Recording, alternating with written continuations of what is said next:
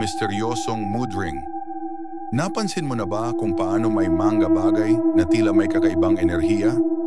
Ang kwento natin ngayon ay tungkol sa isang simpleng singsing na nabili sa isang thrift store.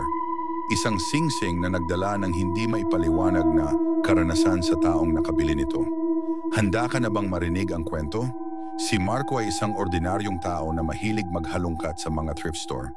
Para sa kanya, ang bawat piraso ng gamit doon ay may sariling kwento. Isang kwento ng nakaraan, isang piraso ng kasaysayan. Noong isang araw ng Disyembre 2024, nakakita siya ng isang singsing sa isang maliit na tindahan sa gilid ng kalsada. Ang singsing ay simple lamang, pilak na may maliit na batong nagbabago ng kulay.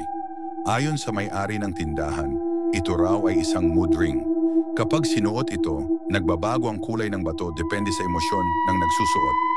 Magandang panregalo, biro ni Marco, pero naisip niyang bilhin ito para sa sarili niya. Murang-mura lang naman, 50 piso. Pagka-uwi niya, agad niyang sinukat ang singsing. Tama lang ang sukat sa kanyang daliri. Habang iniikot-ikot niya ito, napansin niyang nagbabago ang kulay nito mula berde hanggang asul, kaya napangiti siya. Mukhang totoo nga, bulong niya sa sarili. Kinagabihan habang nagbabasa si Marco sa kanyang sala, napansin niyang biglang nagbago ang kulay ng singsing. Naging matingkad na pula. Nabahala siya. Sabi nila, pula daw kapag galit o takot. Pero bakit naman ako matatakot? Wala namang nangyayari. Pagkatapos ng ilang minuto, nakarinig siya ng mahihinang tunog mula sa bintana. Parang may kumakalmot sa salamin. Nang sumilip siya, wala naman siyang nakita. Sinara niya ang kurtina at sinubukang huwag pansinin iyon. Pero habang lumilipas ang gabi, pakiramdam niya ay parang may nagmamasid sa kanya.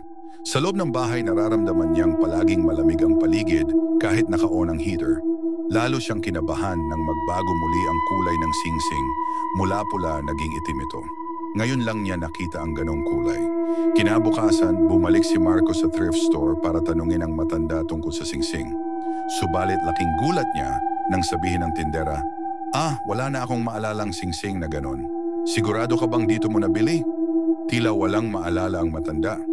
Hindi siya mapalagay kaya naghanap siya ng impormasyon tungkol sa singsing online. Doon niya nalaman ang mga kwento tungkol sa ganitong uri ng mood ring. Sinasabi ng ilang artikulo na may mga singsing na hindi lamang nagbabago ng kulay batay sa emosyon, kundi nagiging tulay din sa mundo ng mga espiritu o nilalang na hindi natin nakikita. Isa sa mga komentaryo ang tumatak sa kanya. Kapag naging itim ang bato ng singsing, ibig sabihin ay may masamang presensya sa paligid mo. Buksan mo ang ilaw, huwag kang mag-isa, at alisin mo agad ang singsing na ito. Pagbalik niya sa bahay, natuklasan niyang magulo ang sala kahit sinigurado niyang malinis yon bago siya umalis. Ang singsing na iniwan niya sa lamesa ay nasa sahig na parang gumapang ito mag-isa.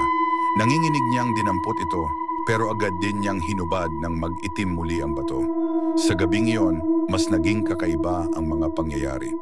Habang natutulog siya, nagising siya sa pakiramdam na parang may nakatingin sa kanya. Nang idilat niya ang mata niya, may anino sa dulo ng kanyang kama, isang malabo ngunit nakakakilabot na figura. Nagsimula siyang magdasal pero biglang kumislap ang singsing sa lamesa at nawala ang anino. Napaisip siya kung ang singsing ba ang proteksyon niya o ang dahilan ng lahat ng ito. Kinabukasan, nagpasya si Marco na bumalik muli sa thrift store pero nagulat siya nang makita niyang sarado na ito. Walang bakas ng tindahan, parang hindi ito umiral. Iniwan niya ang singsing sa simbahan, nagdasal at umaasang hindi na siya susundan ng anumang nilalang na konektado rito. Hanggang ngayon, hindi pa rin malinaw sa kanya kung ang mood ring na iyon ay biyaya o sumpa.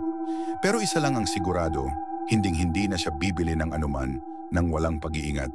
Ikaw, bibili ka pa ba ng gamit na may hindi malinaw na pinanggalingan? O iiwas ka na sa mga bagay na may misteryo? Kung nagustuhan mo ang kwentong ito, huwag kalimutang mag-subscribe at i-like ang video para sa mas marami pang ganitong kwento.